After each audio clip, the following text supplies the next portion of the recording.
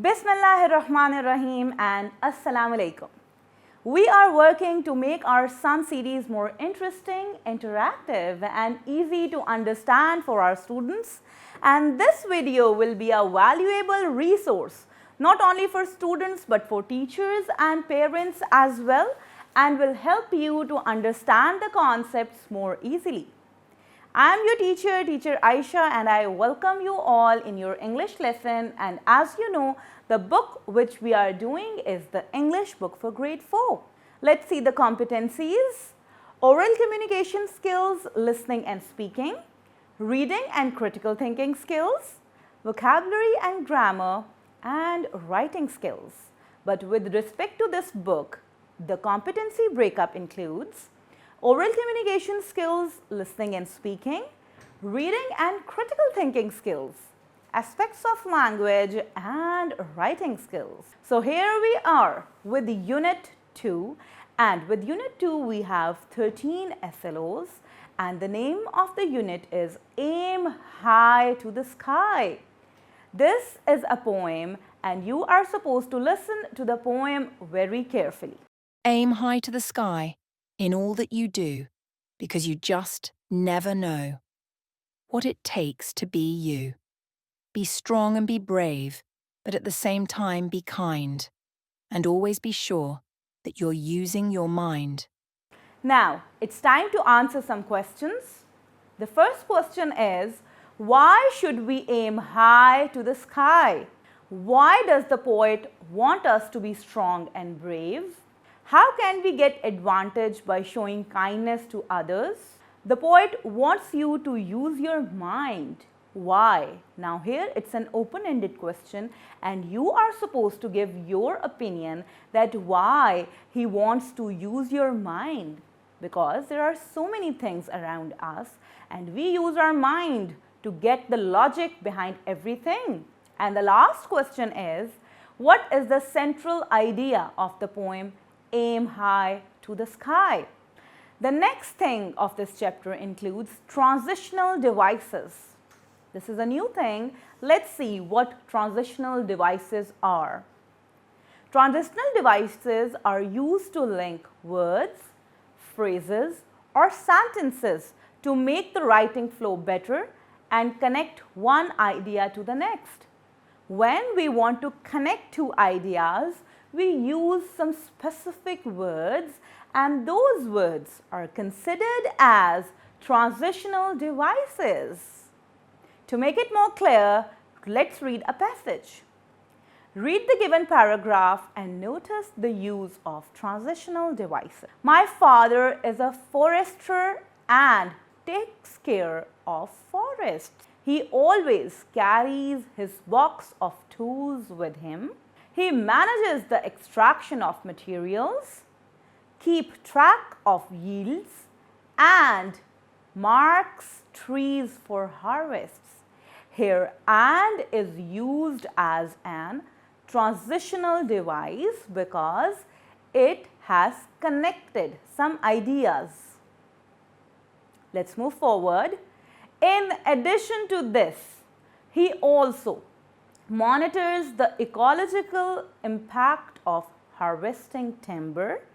However, he only has a team of 4 people who assist him all these tasks. Now, all the transitional devices are highlighted in red, which includes and, in addition to this, also, and however.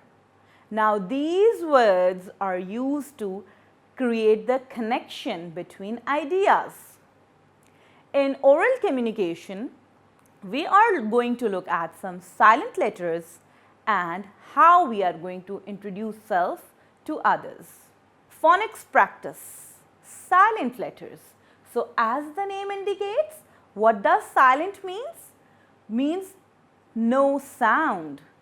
Yes, silent letters are not pronounced in the words, although they are present, but we don't say their sounds. Wow, let's see some words and see how silent letters work.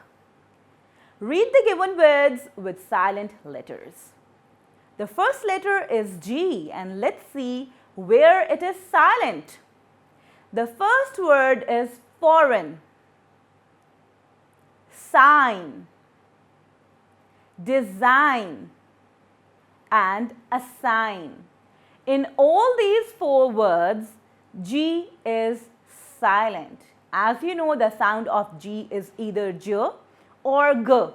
Here, both of the sounds are not pronounced. The second letter is K, K, knuckle, not, no, and knee. In all these words, K is silent and usually it comes at the first place. The next silent letter is W in answer, rap, right, and wrong. B, incline, comb, doubt, and subtle. And the last one is T in fasten, gourmet, listen, and castle. In all these words, the silent letters are highlighted in red. Here we have a little activity, my dear students.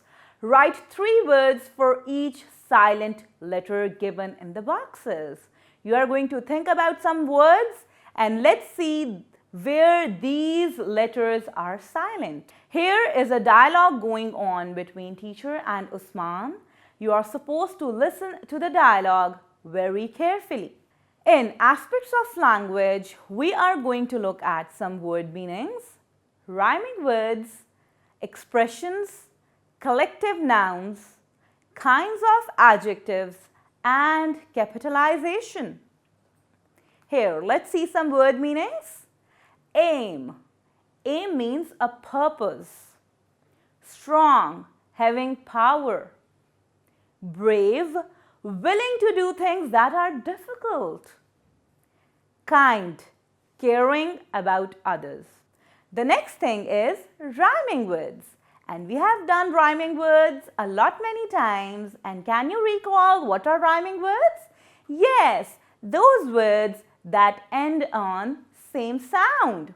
So rhyming words are 2 or more words that have same or similar ending sounds. We have some examples over here. Read the pair of rhyming words. Kind and mind. Sigh and high. Ring and king. All these are pairs of rhyming words. Here is an activity. Write a short poem by using the following rhyming words in your own notebook, giving a suitable title to your poem as well. As you know, my dear kids, when we are supposed to write the poem, you know the rules that each phrase should end on the rhyming word. So here are some options. You are going to use these pairs of rhyming words in your phrases and design your own poem. Let's see the words. Ate and skate. Bird and herd. Boat and float. Sing and king. 3, tree and day and stay. Use these words in your own poem. Let's move forward, and here we have some expressions. Wow, what are expressions? Let's see some examples. Read the given expressions. The first one is regret. What does it mean, regret? And the examples are, I wish that, when you wish something to happen. The second one is, I should or shouldn't have done that. When you regret something, when you did or you didn't do a suitable thing. And the last thing is, I regret that. When you regret doing anything, when you don't want to do that, or it has some negative influence. So you said that I regret that. The next thing is likes and dislikes. So as the expression indicates, whatever you like and whatever you dislike. And we use for that I like, I love, I adore. And what is the opposite side of that? I don't like and I dislike. When you tell about your favorite things and when you tell that which things you don't like. The next expression is opinion. What is an opinion? Your own point of view. What you think about something. So the expressions are I think, I believe, I feel that way, in my opinion, or I would say. When you are going to tell your opinion or your own point of view about anything. The next thing is needs and feelings. And the expressions are can I have? Could I borrow? I'm feeling, or I feel a little. When you need something or when you feel about something in a particular way, you use these expressions. So here we are with the next thing. We have some collective nouns. So what does it mean? Collective noun is a noun that describes a group of things or people as a unit. When we are talking about a group of things or one unit having some people, we use collective nouns. Let's see some examples to make it more clear. Read the following sentences and notice the use of collective nouns. The first sentence is Fatma bought a bouquet of flowers. A bouquet is a collective noun because it has lots of flowers in it. The second sentence is the hunters saw a pack of wolves in the forest. So a pack of wolves has so many wolves, so it's a collective noun. And the last one is a flock of birds is flying in the air. So a flock is a group of birds flying in the air. So whenever we are considering a group of things or animals or people, we use some collective nouns. Here's a little homework for you, my dear kids. Let's see what is it. Underline the collective nouns in the given sentences. Then use these nouns in your own sentences and write them in your notebook. So we have two steps. First, you are going to identify the collective nouns in these sentences. After identifying them, you are going to write them in your notebook and you are supposed to make sentences of those collective nouns as well. I'm going to read the first sentence for you. A herd of sheep is grazing in the field. So can you identify the collective noun over here? Yes, a herd of sheep is the collective noun. So you are supposed to write it in your notebook and make a sentence as well. This way you are going to highlight all the collective nouns and then use them in your sentences. Moving forward, we have kinds of adjectives. And what are adjectives, my dear kids? Adjectives are describing words. So adjectives are words that are used to describe a noun. For example, a big fat elephant or a stubborn girl. So these two are describing words that how the girl looks like, that how the elephant looks like. So adjectives are describing words, and here we have some different kinds of adjectives. Let's see. The first one is adjectives of colors. As the name indicates, we use color to describe something. These adjectives show a particular color or different color, for example, silver balloons or burgundy hair, etc. Whenever we use colors to describe certain things. The next thing is size. As the name indicates, we use the adjectives showing the size of things. These adjectives show the mass of noun, for example, enormous cupcake, a tiny mouse, and so on. The next one is adjectives of shape. These adjectives show the form of a noun, for example, a narrow road or a steep hill. The next one is quantity. Quantity is always the amount. So these adjectives show how much a thing is. For example, some, little, or enough. And the last one is quality. These adjectives show the nature of a noun. For example, a large city, an ugly duckling, a pretty girl, etc. Now, it's your turn to do a little assessment. Let's see what we are going to do. Write the given adjectives in their boxes. Wow, you are supposed to do some sorting. We have adjectives and you are going to sort them according to color, size, shape, quantity, quality, and even origin. Let's see the next thing. Capitalization. As the name indicates, when we capitalize certain letters. And why we do that? Whenever there are proper nouns, we capitalize the letters, and whenever we start the sentences, we capitalize the letters as well. Rewrite the given sentences by adding correct capitalization in your notebook. So here you are going to use the correct capitalization. The first sentence says, Sarah wants to become a doctor.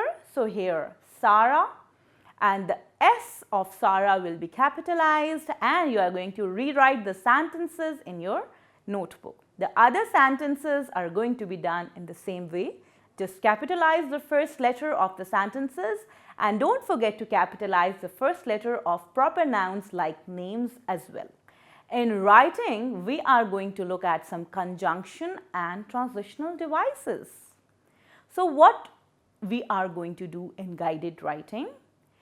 We are going to look at some conjunctions. So what are conjunctions? Let's see. Conjunctions are words that join words, phrases or sentences, again, which we have seen before. The transitional devices or conjunctions are same thing when we used to connect the ideas. Conjunctions are also called joining words, and some examples are and, or, but, etc. All these words are conjunctions. The question says, read the given sentences and notice the use of conjunctions. I want to play with my friend, but I'm so tired. So there are two ideas. He wants to play with the friend, but he is tired. So but is used to join these two ideas. That is why but is a conjunction. Would you like tea or coffee? Again, two ideas are connected using or. The children are playing cricket and football. And the last one is, I ran because I was afraid. So two ideas are joined using conjunctions. Here there is an activity. Read the given sentences and notice the use of transitional devices. We should eat healthy food. For example, vegetables, fruit, milk, and fish. Saqib can play different games, for instance, cricket, football, and basketball. And the last one is, she is sick and therefore will be absent. So here, for example, for instance, and therefore, these are all transitional devices. As a homework, my dear kids, you are going to write a paragraph on your daily routine in your notebook. Remember to use conjunctions and transitional devices. The thing which we have discussed in detail, now it's the time to apply that. So write a short paragraph showing your daily routine and use lots of conjunctions to join your ideas. Here comes the next part. There's a little assessment, my dear kids, and the instructions are, study the mind map below and write a paragraph on my aim in life in your notebook. So what is your purpose in your life? But we have a mind map to help you write this paragraph. Let's see the mind map. First, you are going to write the introduction, life is a blessing of Allah. Then you are going to write, my aim is. What is your aim? Think about the purpose of your life. Then you are going to tell, why is it my aim in life? You are going to reason that. You are going to tell the specific reasons for the purpose you selected. How will I achieve this aim? The next thing is how you are going to achieve that aim or the purpose. The next is how is it beneficial to others? Why it is advantageous? Why it is good for others? You are going to write lots of reasons for your aim. And in the last, you are going to tell your achievements, that when you will achieve your aim, what are your achievements will be like. So that is all with this chapter. We have discussed so many new things in this chapter and I hope you have understand them well. I am your teacher Aisha and I am signing off, and we are going to meet again with another chapter and another set of concepts. Till then, take a good care of yourself. Allah Hafiz.